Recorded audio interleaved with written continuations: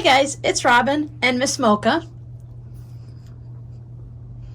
Welcome to my studio. This is my Whip It Wednesday video where I show you what I've been working on in the craft room. I wanted to show you some beautiful flowers I received, but Miss Mocha just wants to eat them. And she's making me laugh, so I'm going to leave it in the video, but I'm going to make her go away in a second because eating flowers and the grass and stuff is that it's not good for her and it's not good for her belly. Huh, Miss Mocha? Are you going to lay there and be a good girl? She's going to try somewhere else to get them. These flowers were sent to me by one of you amazing viewers. Aren't they so beautiful?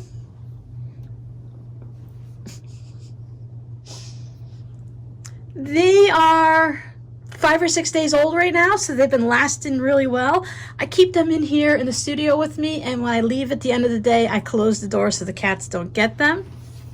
But it also came with this really cute smiley mug underneath it, a ceramic mug. So that's going to be great. Come on, Mimoka. That's going to be really great for putting tea and soups and chili and stuff in this winter. I'll clean it out really well and I'll make really great use of that. And it definitely made me smile. I was having a really rough week and it made me smile. I know my patrons know that I managed to pick up a summer cold or a head cold or something this week.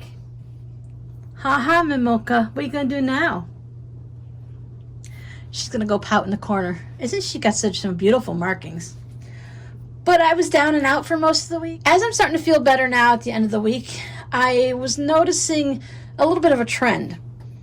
I'd started to get sick, I think, Sunday night. I didn't realize it, but I'd had a fever. Monday morning, I worked and I made the Whip It Wednesday video. Tuesday, I slept all day Tuesday night. Like I slept for 18 to 20 hours. So then on Wednesday, I made Friday's video. And I'm so glad it was coherent because the whole brain-mouth connection, the reading comprehension really wasn't working. Then I spent Thursday and I slept most of Thursday. Friday was a little bit better, but I'm recording this on Sunday and I'm feeling much better. I still have a little issue with the voice that you might be able to tell. I have a slight, sinuses, how they are if you have them. They're just allergies and blah. But I did get some work done this week and I was really happy to do that.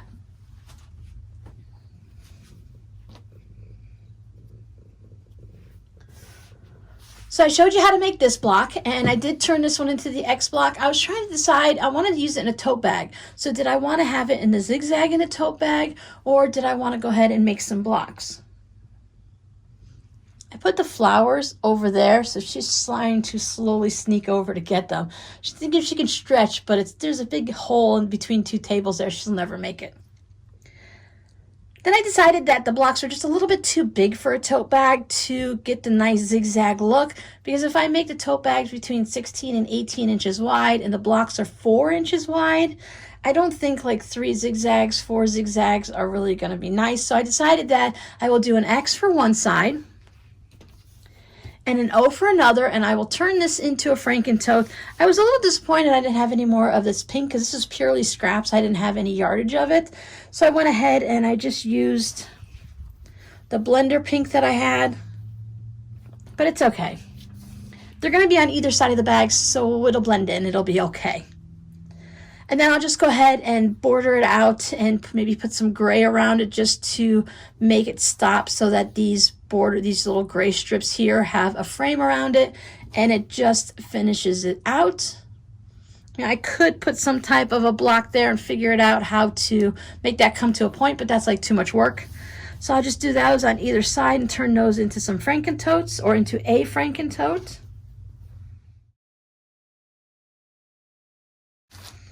So then when the blahs hit, I wanted to still stay in the studio and do something creative, so I decided to make some crumb blocks, or my version of crumb blocks.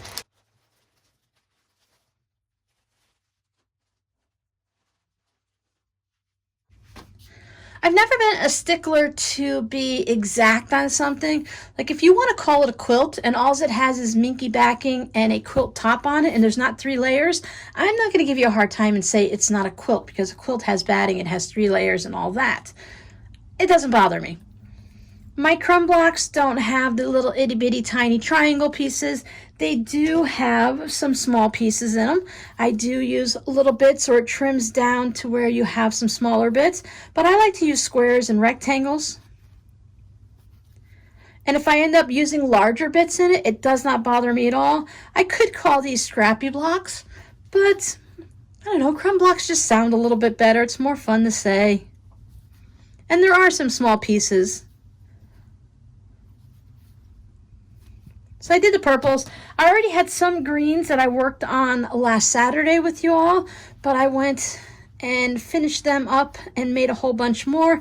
Apparently I had more of the little green bits of fabric pulled out of my scrap bin than I had purple. These are ones I just trimmed these up. They were left over from doing the bunnies and the eggs and stuff like that for that Easter bunting. So I put these into a square so that they can get used. They had all the extra bits that were sticking off and they were all uneven on the side, so I just squared those up.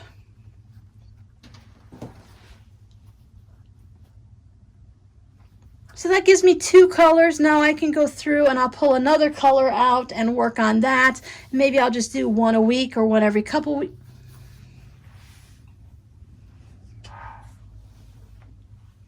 Sorry about that. We don't do cleaning on YouTube.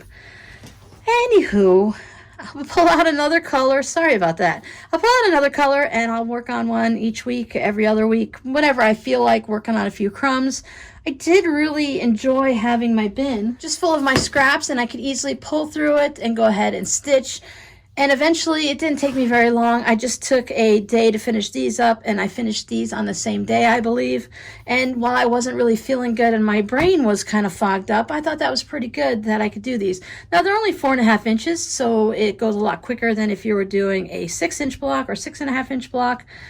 But again, I thought 4.5 inches would be good for doing the Franken totes that I can add in just a couple.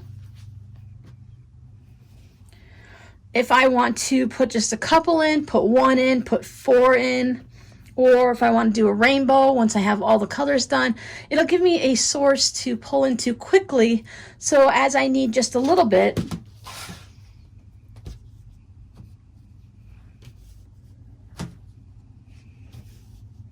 now, of course, these are a little bit too big for here. I could add a little bit of a color in between the two. And there I go. I went ahead and added that to it. And now I've made this a wider block. So this could be off center or more in the center.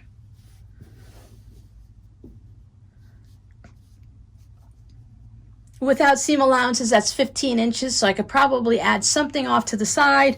And that'll just help me build that Franken tote without having to, again, make blocks as I go. If I already have a bunch of little blocks set, I can just pick through it and choose what I want.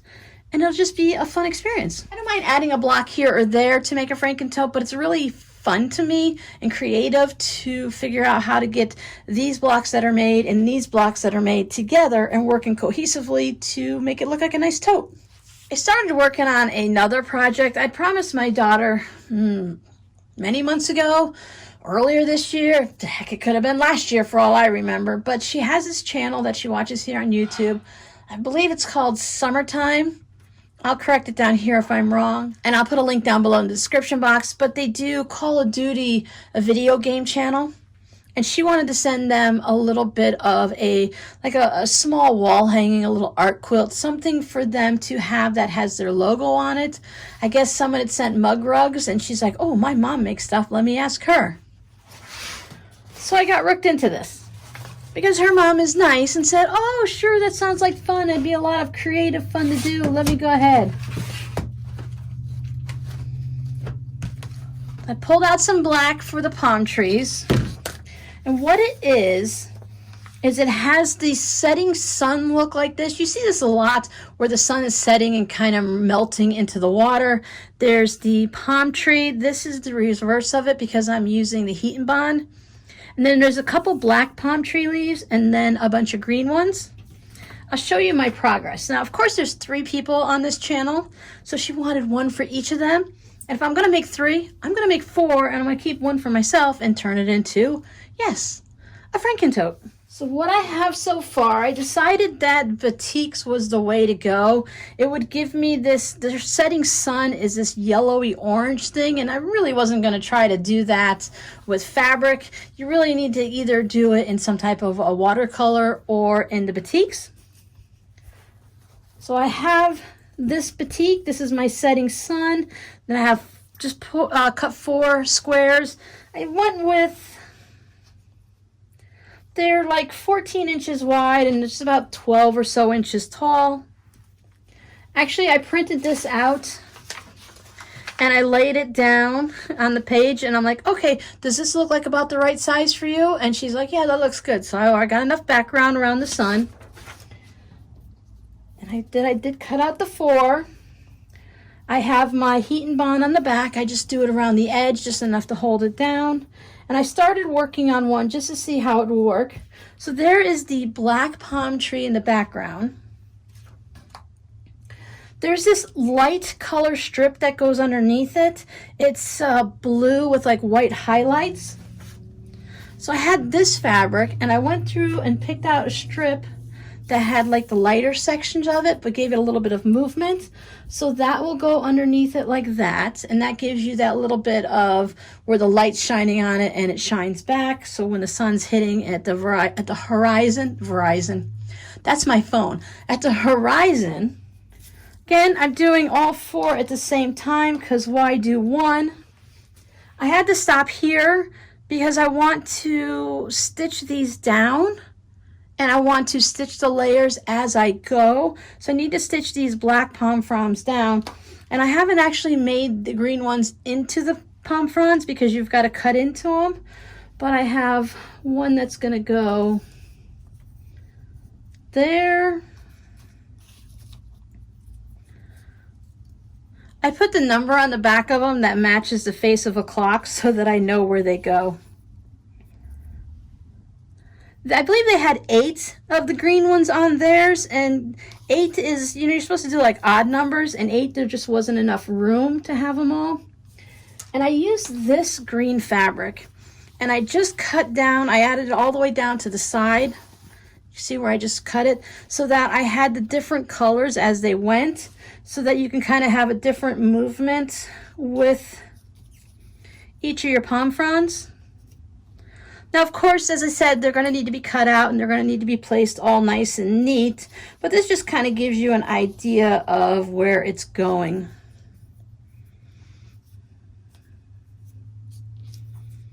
As I said, I will trim them up and make them so that they have, because the palm fronds all lay down at the end when they're kind of hanging over and stuff. So you trim some of these up. I would like to have them to be fringy like, but then you'd have to stitch that to hold them all down.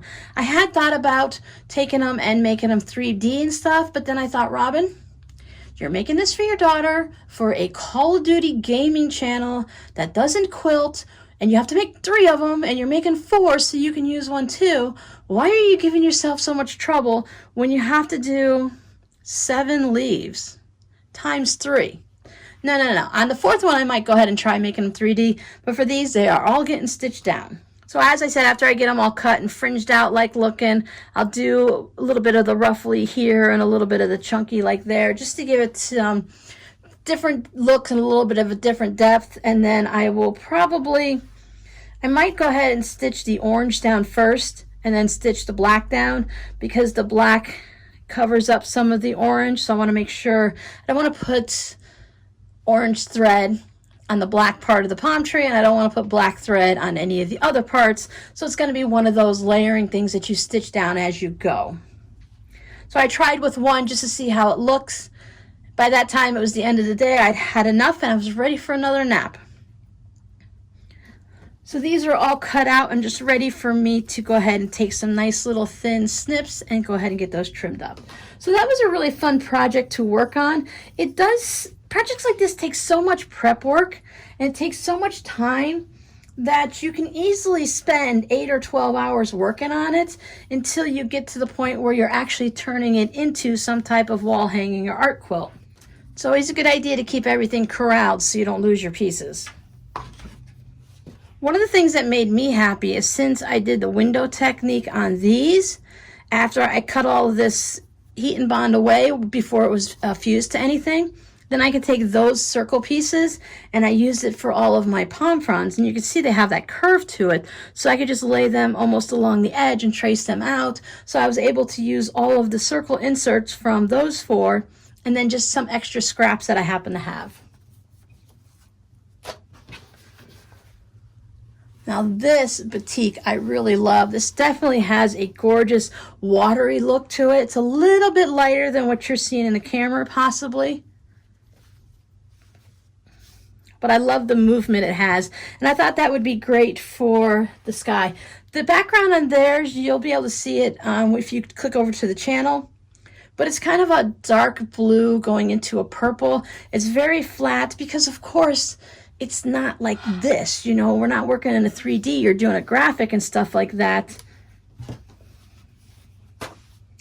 That should be fun to work on. So that is everything I worked on this week. I hope you guys had a much better week than I did. I mean, I shouldn't say I had a bad week. I just had a down week where it was time to, my body says, hey, it's time to rest and relax. We're going to take some naps. We're going to wrap up in a quilt and just take a mellow week. I was still able to do some brainless sewing, which is always good. The sewing machine got a nice little rest too. We're in August. School has started already here. It's definitely not fall time, of course, here, or it is starting to get a little bit cooler in a lot of places in some of the really cold areas here in the States. So they are starting to see some of their fall temperatures. But for me, it's still summertime. So your code word is going to be summer. Thanks for hanging out with me, and I'll see you guys. Oh, wait, we need to talk about Friday. Hit the brakes. Friday, we are going to be going live. Friday the 20th, we are going live at 3 p.m. Eastern Time. We are going to work on a Franken tote. So if you want to sew along with me, what you want to start gathering is some of your supplies, some of your smaller blocks, larger blocks. Kind of get an idea of what size tote you want to make. That's always a good place to start. Decide on if you're going to have a solid bottom, so maybe I might want to put a gray bottom on these or a purple bottom on them or a black, whatever you want to do. I would definitely go a little bit of a darker color. I probably wouldn't use white for the bottom of a bag. You could if that's what you wanted to do. So decide the size of your bag because that's going to determine how we build our Franken tote. We're going to piece the one section, so if you're going to do like I do and you piece the entire side, then just kind of get an idea of what size tote you'd like to use if you want to make it to fit certain special things, like if you need to put a laptop in it or something, or if you're carrying books, if you want to have it a certain smaller size or larger size, make it for kids, you know, whatever size you need. Decide if you want it to hold the whole panel or if you want to do a solid color on the bottom, so that's going to determine it. And then start gathering what you think you're going to use for it. It never hurts to have extra stuff, so if you have a couple leftover quilt blocks, you can bring those in, grab some crumbs or some scrappy blocks. Grab if you have bins of scraps, whether it's solid colors like I have, or if you just have like leftover jelly roll strips, so we can always add to it and build onto it and make it larger. We're only going to do the outside panels, I probably get through 2 panels, whether you get through 1 or you get through 2. And then on the next live stream, we will go ahead and put these zippers in on the lining and work on that. I already have videos for how to line a tote, to do the corners, some basic simple totes and stuff like that. So you already have all of those videos available to you. I'm just going to show you how to put the zipper in. I'm still going to have a tutorial on Friday, even though we are going live at 3 o'clock in the afternoon. But what I'm going to do this time, I definitely know I'm going to do it this time, is gear it towards whatever we're going to do on the live stream. Since we're working on the Franken tote, I have a different way to put together the batting. If I have a video for Franken piece and batting, so if you want to do it that way, and I'm going to show you a different way that I've come across in the last few months that you might like a little better. I can see the value in both ways, and I will probably use both of them most likely, because I can, as I said, I can see the value in both. But the one I'm going to show you, I can really see using in a quilt. It's going to solve a couple of the problems that you might have when you're doing just a regular Franken piece batting. And then on the next live stream, we won't be going live again until Friday, September 3rd. So on the morning of that tutorial, that live stream, since we're going to put the zipper in for the lining pocket, I will do a tutorial separate from the live stream. So for those people that want to watch and ask questions as we're making it, you can do that. And then when you come back in a few days and you're doing your actual lining, instead of trying to go through the live stream and get through all the questions and the chitter chatter and how I wiggle my hands a lot and I talk to people, it takes a 20-minute tutorial and turn it into an hour-and-a-half live stream. You can go back to the Friday morning and work on that. So that keeps me from having to come up with extra tutorials for the lives and for that, and it makes it easier for you guys to refer back. So I think that's going to solve my problems, not necessarily problems, but that's going to solve the problems that some of you guys are having when you want to make it 6 months or a year from now and you really don't want to listen through the live stream yet again for the 4th time because of all the other times you made it. So I think that's going to work out for everyone. And if it doesn't, life is very fluid. I will change it again and figure out what's going to work for us as a group. Okay, that's it. Now you can go. Thanks for hanging out with me, and I will see you guys Friday morning and Friday afternoon at 3 for the live stream. Thanks for hanging out with me. Bye.